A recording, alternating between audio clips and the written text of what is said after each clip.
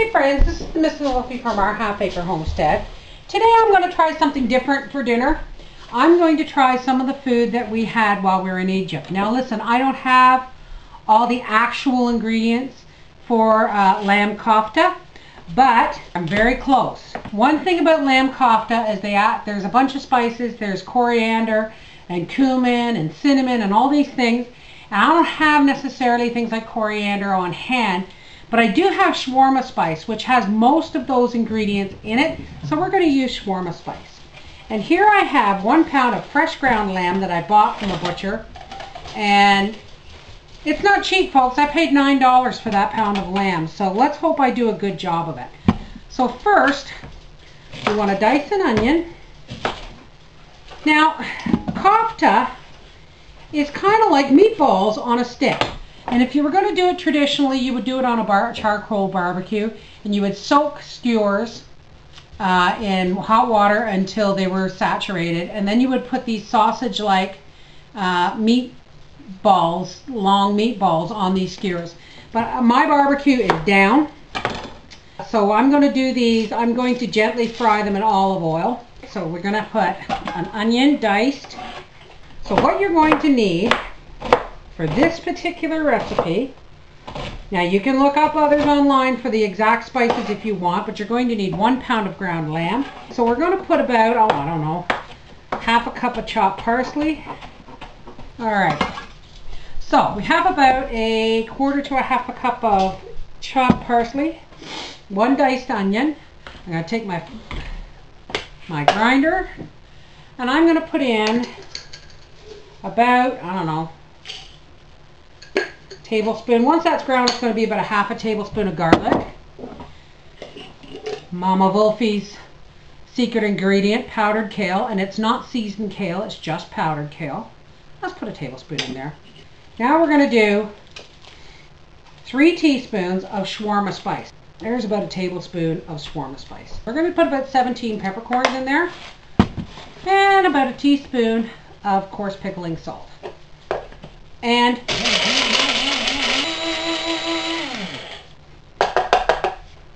there is our seasonings. And then we're going to add an egg. All right, we'll be right back. Before I mix this and put it into balls, I'm going to clean up my area here a little bit. All right, we'll be right back. All right, now some of these recipes call for breadcrumbs and stuff, but you know what, folks? I don't add fillers where none are needed. Now, if you want to make it stretch, go right ahead. Add a half a cup of breadcrumbs. But, well, that's not going to work. Thank goodness I've washed my hands. Always wash your hands when you're working with meat or any kind of food. Wash your hands in between the stages of every thing. Like if you're cutting onions and then you're handling meat and you're going back to cutting onions, wash your hands. And always have your paper towels handy. That smells wonderful. Ah, of course. Alrighty, we're just about. Now I'm going to gently fry these in olive oil because, like I said, I don't have a barbecue going. Now basically you're going to get like a small tennis ball, and then you're just going to make it into a ball, and then you're just going to gently roll it. So when these are all done, I'm going to put these in the fridge for the seasonings to soak in for an hour and a half. Looks like I'm going to have about 8 of these. Now, if you're fussy about handling meat like this, go ahead. Lay it all out on a piece of shrink wrap or saran wrap or wax paper and roll it up into one long tube, unwrap it, and then just cut it up. But I'm just, I'm just having fun. We have 1, 2, 3, 4, 5, 6, 7, 8 and a half lamb koftas, and I'm going to put these in the fridge to marinate. I'll be back after I've washed my hands, and we're going to go on to make the stuffed tomatoes. Okay, now we're going to make those lovely stuffed tomatoes that we had on shipboard. And what I have here is 4 plum tomatoes. Now look, folks, I don't have any fresh basil, and all I have is dried, so that's what we're going to use. And they didn't give me the recipe for what was in the tomatoes, so we're going to do it to the best of my taste buds recollection. And of course, I'm going to Canadianize it. Here we have the canned trout. Now I'm sure they use tuna, but I'd like to use trout for one simple reason. I know where it came from. Right, so we're just going to chop that up a little bit. And we're going to set this aside. Another piece of onion, which is going to make me cry. And we're just going to finely dice this onion. I'm going to pop it in there. So one slice of finely diced onion to, say, 1 tin of tuna or salmon. And then we're going to, of course, give ourselves some nice finely minced parsley. And we're just going to drop that in there. About a half a teaspoon. If you have it, use fresh basil. A couple of pinches of basil. Sneak the nutrition in wherever you can. Put a teaspoon of powdered kale. Alright. Now, I'm going to grind up a little bit of garlic. And a couple of peppercorns. And about a half a teaspoon of coarse pickling salt.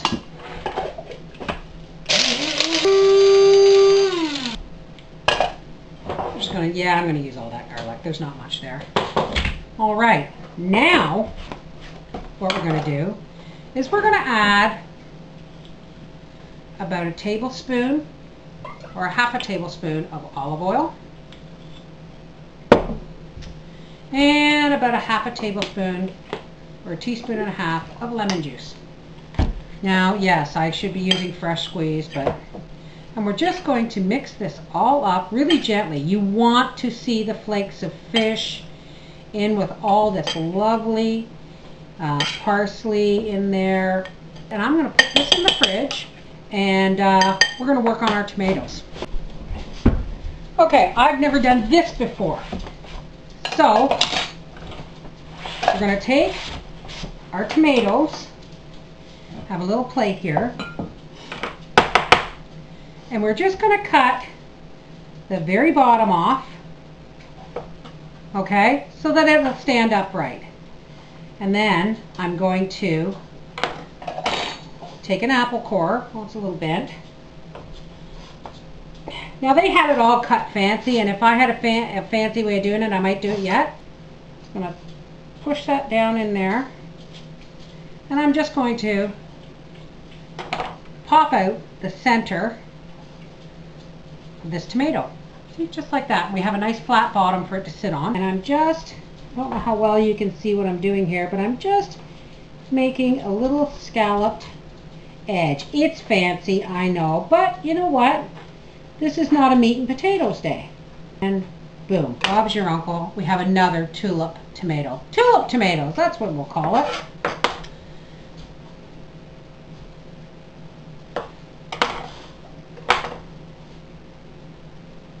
And you might want to give this just a little bit of a twist. There we go. Pop. If you want to do something pretty, come on, how pretty is that? There. Now look at that. Aren't they lovely? I'm going to clean up and we'll go on with the next step. Now let's fill our tuna tulips. Now if you wanted to, you could have diced up the hearts of the tomatoes and added those in.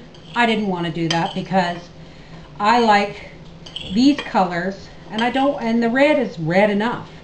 So what we're going to do is we're just going to spoon the salad. Let's not try and get it on the plate, eh?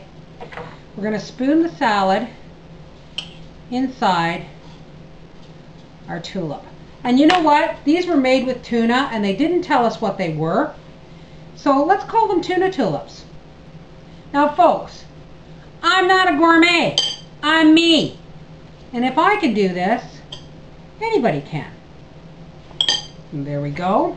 Now, just for the sake of being cute, let's just push a sprig of parsley in there or set it on the top. Tuna tulips. Well, in this case, trout tulips. All right, now we're going to make tzatziki sauce for our lamb kofta. And what you're going to need is you're going to need 2 cucumbers, and you're going to want to peel and seed it. You're going to need some dill. Now, fresh is best, but all I could get was organic dry. You're going to need a 2-cup tub of plain yogurt, and I like the Greek because it's good and it's thick, and lemon juice and olive oil. All right, so let's start with our cucumber. Let's peel this. I like English cucumbers because you really don't need to seed them because they're seedless. And you know what? Being seedless English cucumbers, I am going to leave the skins on this one. All right. And in it we're going to add, or to it we are going to add our Greek yogurt. Now look how thick that is, folks. Put that in the garbage pile. Look how wonderfully thick this yogurt is. This is the secret of good tzatziki. Is yes, fresh seasonings, but Greek yogurt. And I could have made less, but you know what? This will get eaten. Lovely, fresh organic garlic. All right, there we go. Now, we want 2 tablespoons of lemon juice. Yeah, I know, folks. You love how I measure. 2 tablespoons of olive oil.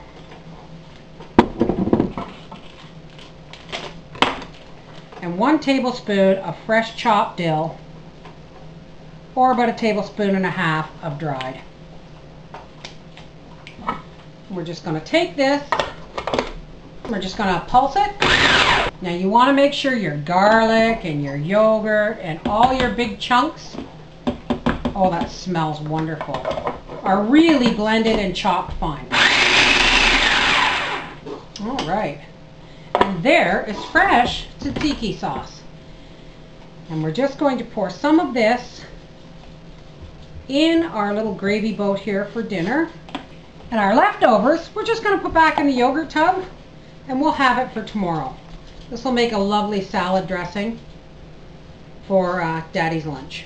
We'll see you guys at the stove when I'm cooking the kofta. All right, now we've got our skillet here, and we've got a little bit of olive oil, and it's nice and hot, and we're just going to take our koftas. Okay, that's not hot enough because it's not sizzling. You want it to sizzle as soon as it goes in the frying pan, and then you want to turn it down. There we go. We're just going to gently place our koftas in the skillet here. We're going to turn it down. Oh, that smells heavenly. I'm going to turn it down to medium because we really want to slow cook these so that they cook all the way through. But you do not want to overcook your lamb. All right, go. We've got it turned down to a medium heat, and we're just going to cover this, and then we're going to let it cook for about 10 minutes, and then we're going to turn them over. All right, we'll be back. Also, we're going to bring 3 cups of water to a boil, and we're going to add some of my MSG-free homemade bouillon powder.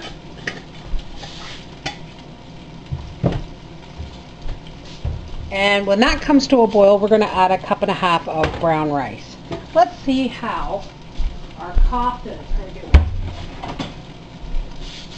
Now, this is something you don't want to have to turn over too often. But as you can see, I don't know if you can see, but when this gets halfway cooked, like when you see the cooked meat about halfway, that's when you can start turning them over. And these are a little over brown, so I'm going to turn them down just a little bit more and let them finish. You don't want, they're kind of like pancakes in the sense that you do not want to turn them over too often, and you don't want to overcook them. And we're just going to let these simmer for another 10 minutes or so. We'll see you at the dinner table. There it is, folks. Isn't that just lovely? Now, I did forget to salt and pepper the tzatziki, so you may want to try it before you cover it in sauce. But Papa came home and took one look at his plate and said, "Oh, that's beautiful." Didn't you, Daddy? I did. Yes. There's Briars. We do feed him. He just doesn't always show up.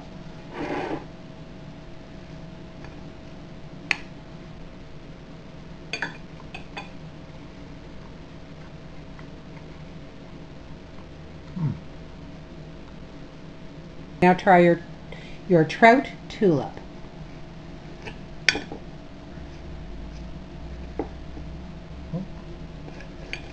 And that's my name, and I'm sticking to it.